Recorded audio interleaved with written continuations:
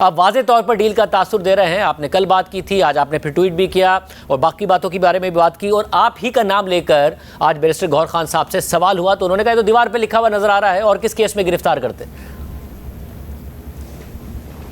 शाहद साहब मुझे 2 मिनट दे दीजिएगा, मैं बहुत दूर माजी में नहीं जाऊंगा, सिर्फ 2 मिनट दे दीजिएगा ताकि पाकिस्तानी कौम को आपके तवज्जो से पता चल जाए। डी चौक पे प्रोटेस्ट किया गंडापुर साहब ने अनाउंस, वो वहाँ के बजाय केपी के चले गए हाउस में और वहाँ से गाड़ी की डिग्गी में बैठे गायब हो गए, घूम गए जैसे हमेशा ही गुम हो जाते हैं सारे, और फिर उसके बाद नमूदार हो गए अगले दिन।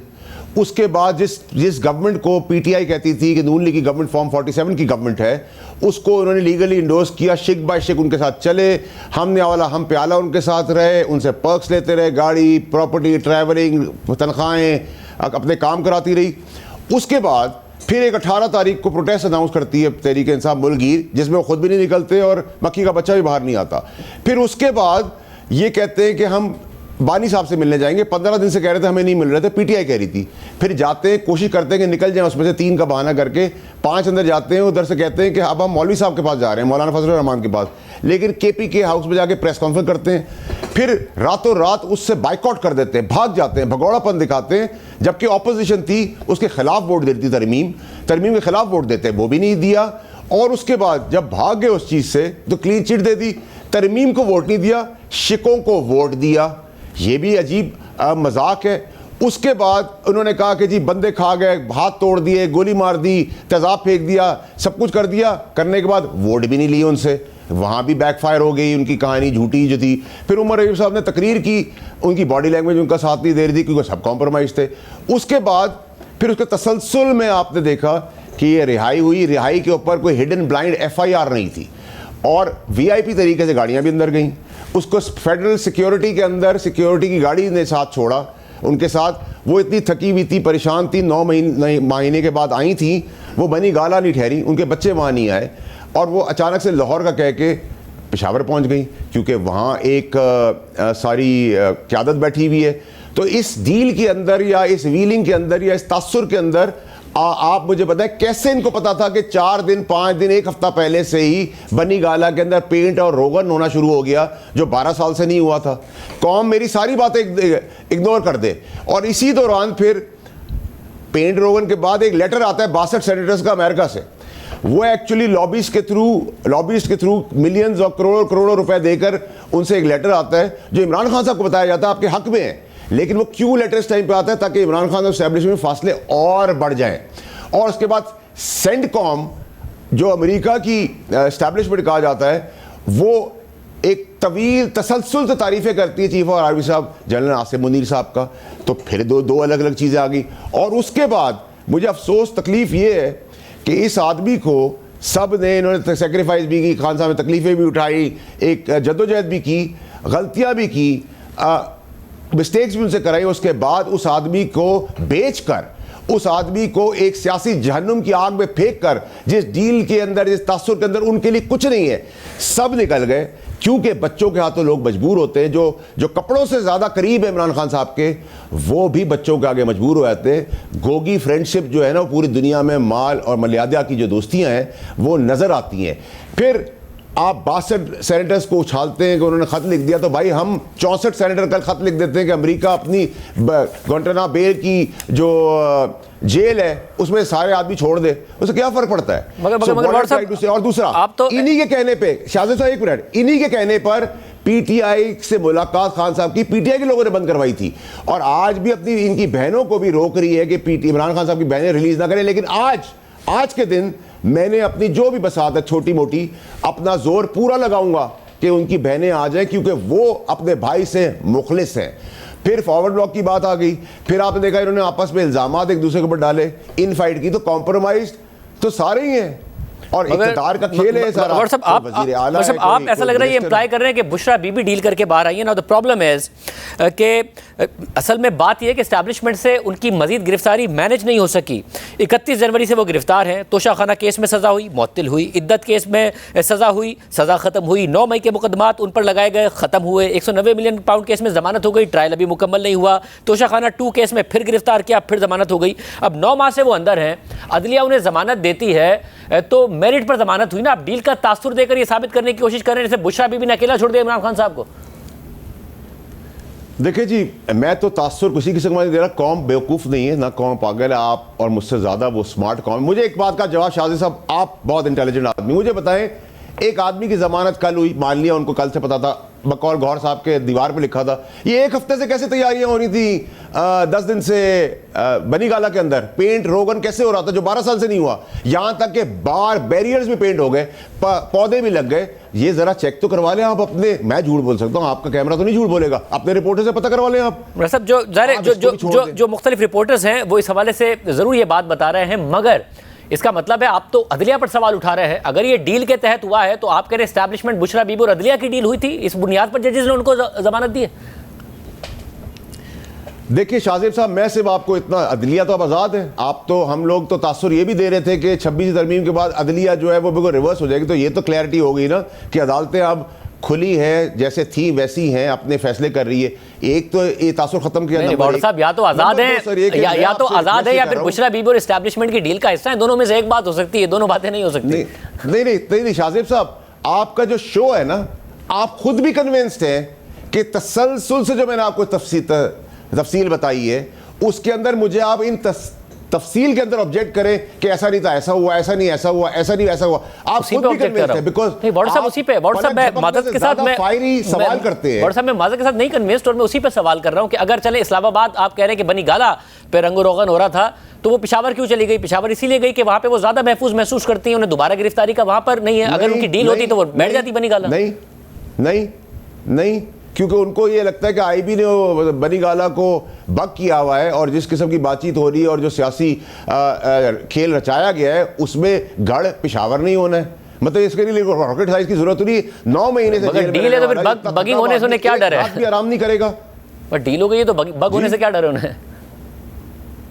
नहीं, देखो, बच्चों से बातें कर ली है, बहुत सारी और दोस्तों की बातें कर ली है, अपनी दुबई के दोस्तों की बात कर ली है, तो कैसे बात हो सकती है शाहजेब साहब? इतना तो नाइव आप भी नहीं है, ना मैं हूं।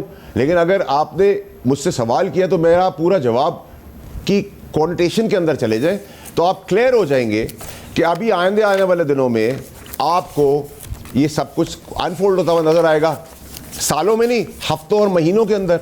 और मुझे आप बताएं, इमरान खान साहब के लिए 15 दिन तक तो कोई एफर्ट नहीं हुआ कि वो उनको जेल में जाके मिलने, बकौल पीटीआई के।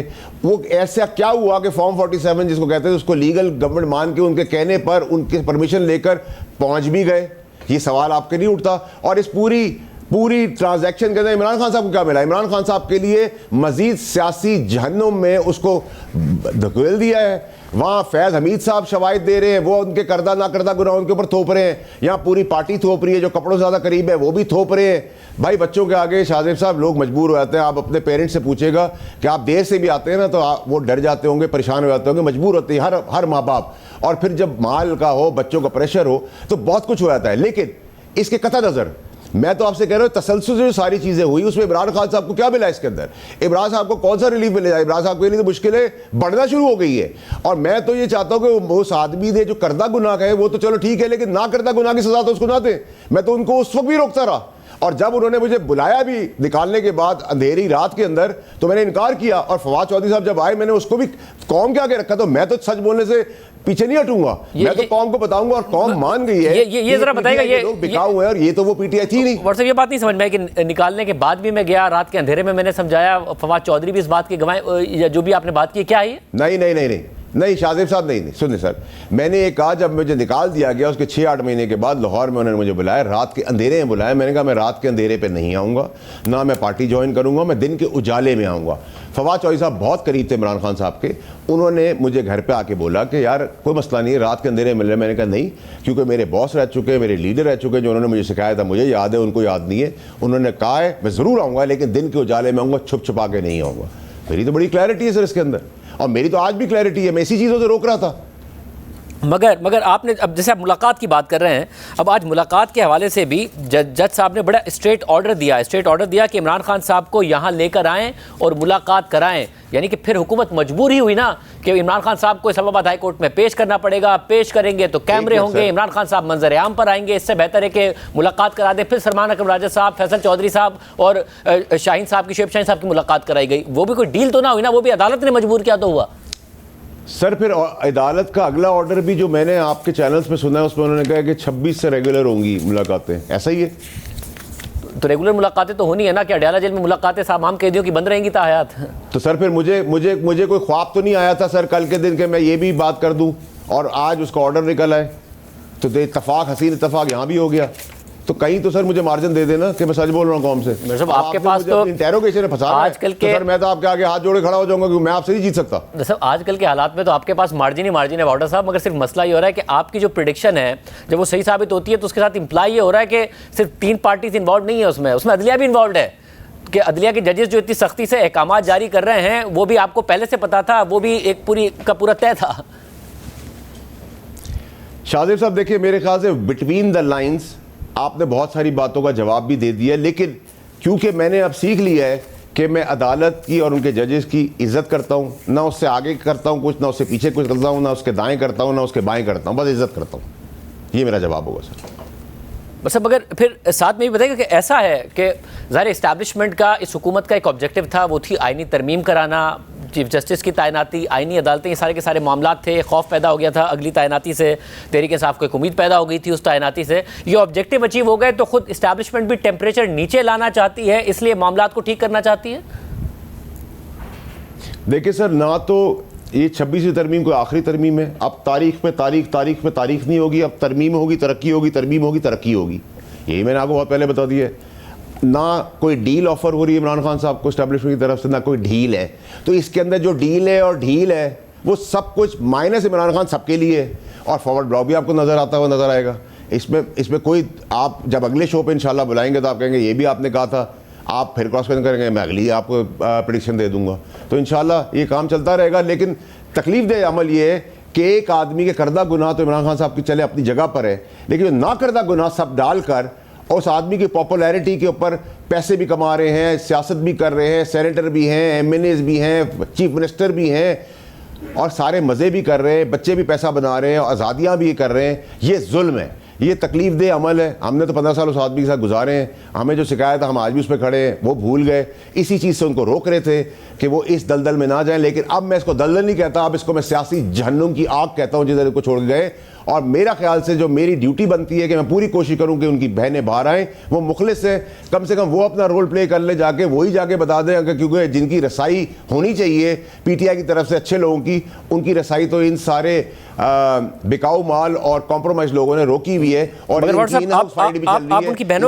आप उनकी बहनों का कह रहे हैं, मगर इमरान खान साहब का जो सबसे ज़्यादा ट्रस्ट है वो बुशरा बीबी पर है। पार्टी के अंदर जो लीडरशिप पर शक था लोगों का वो ये था कि इमरान खान साहब से पता नहीं अंदर क्या बात होती है, बाहर आके क्या बताते हैं। लीडरशिप पर ट्रस्ट नहीं हो रहा था, प्रोटेस्ट की कॉल के हवाले से ट्रस्ट नहीं हो रहा था। जब बुशरा बीबी बाहर हैं तो आप जो फॉरवर्ड ब्लॉक की बात कर रहे हैं उसके इम्कान तो कम होते हैं ना, क्योंकि एक ऐसी शख्सियत बाहर आई है जिस पर इमरान खान का भरोसा है, वो जो बोलेंगी तो शायद कारकुन भी भरोसा करें।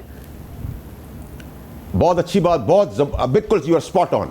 इमरान खान साहब की पहली थपकी, पहला एतबार, सब कुछ जो है, क्योंकि उनको पता है उनकी पार्टी के लोग बिकाऊ हो चुके हैं, भाग चुके हैं, बेच चुके हैं उनको, वो बिल्कुल अपनी बेगम को करेंगे टेम्परेरी तौर पे। लेकिन जब बेगम आएंगी बीच में, पीछे से भी आएंगी, तो एक जो उस सब हिस्से का, प्रोसेस का हिस्सा है और उस शान व शौकत का और मज़ों का जो हिस्सा है वो एक तरफ होगा, बहन एक तरफ होगी, पुरानी PTI एक तरफ होगी, नई PTI एक तरफ होगी, लॉयर्स वाली PTI एक तरफ होगी, और एक ज़ीरक सियासतदान भी एक तरफ होगा। और जो इसमें इंक्वायरी करके इल्ज़ाम लगा के जिनको निकाला जा रहा है, अपने स्कोर सेटल किए जा रहे हैं ताकि खान साहब के करीब हो जाए।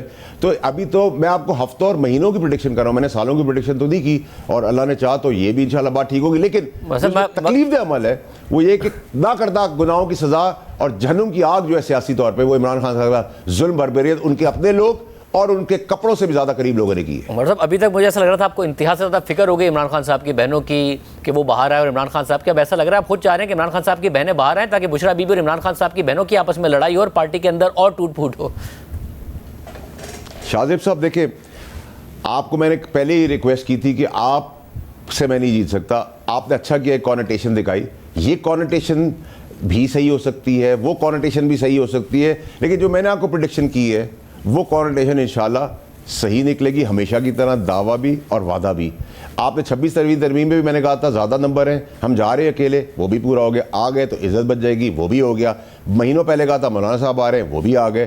तो अल्लाह की मेहरबानी, अभी तक तो कोई ऐसी मेजर सीवियर आउट ऑफ 10 8 या 9 या 8.5 या 9 बातें तो ठीक निकली सर, है। ये इतना क्रेडिट तो सर आपको मुझे है देते, मैं भी खुश होकर जाऊंगा आपके शो से। ये क्रेडिट तो आपको है कि आपकी प्रेडिक्शन सही हो रही हैं, मगर उसमें जाहिर जब आपकी प्रेडिक्शन सही होती है तो ये सवाल उठता है और डायरेक्शन जानने की कोशिश की जाती है कि इदारे इस वक्त क्या सोच रहे हैं, किस सिमत में चीज़ें जा रही। तो इमरान खान साहब का बाहर आना, उनके केस ख़त्म होना, इसकी भी कोई पॉसिबिलिटी आगे जाके नज़र आती है या नहीं?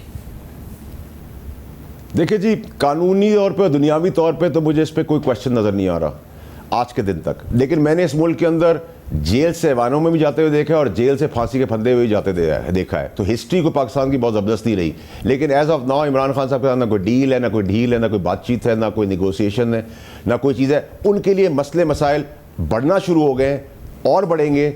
बाकियों के लिए रिलैक्सेशन, मज़े और वो है। और ये फ़िक्र मुझे इमरान खान साहब की बिल्कुल है कि उनको कहीं ऐसी जगह पे ना ले जाए जहां मजीद सियासत नस्ल दर नस्ल की जाए। इसलिए मैं चाहता हूं कि उनकी बहनें जाके उनको संभालें, क्योंकि वो मुखलिस हैं। पाकिस्तान में अगर उनके साथ कोई मुखलिस है तो उनकी बहनें, ये मेरा आज का बयान नहीं, कई महीनों कई सालों वाला बयान भी यही आप निकालेंगे आर्काइव से, अगर आप कोशिश करेंगे। अच्छा, इस दफ़ा आपका बड़ा कॉन्फिडेंस था कि नंबर पूरे होंगे और तरमीम होगी, और तरमीम हो गई। उससे पहले आपने कहा था निकम्मी हुकूमत है, जब ये पहली दफ़ा नाकाम हुए थे। तो ये निकम्मी हुकूमत काम कर गई या फिर इस निकम्मी हुकूमत के लिए काम किया गया जिसकी वजह से आप पूरे एतमाद थे कि तरमीम हो जाएगी? देखिए जी, मैं हुकूमत को बारे में मेरा ओपिनियन बड़ा क्लियर है और मैं आज भी उनके लिए यही कहूँगा कि ना उनको फ़ौज से प्रॉब्लम है, ख़तरा है, ना आपसे है, ना आवाम से है, ना जजेस से है, ना लॉयर से है। उनको ख़तरा अपने आप से है। अगर वो सीरियसली अपने पैरों पे खड़े होकर चलेंगे तो चीज़ें उनके लिए बेहतर होंगी, क्योंकि अब फॉर्म 47 की गवर्नमेंट को लीगलाइज कर दिया पीटीआई की MNAs और सेनेटर्स ने, तो अब उनके ऊपर है। लेकिन अगर गर्दन पे सरिया रहेगा, मॉडलिंग होगी, कैटवॉक होगी, तमाशे होंगे, ड्रामे होंगे, थिएटर का शो होगा, काम कम और बातें ज़्यादा होंगी, लड़खड़ाएंगी टांगें, तो वो मेरा कसूर तो नहीं, वो उनका अपना कसूर होगा।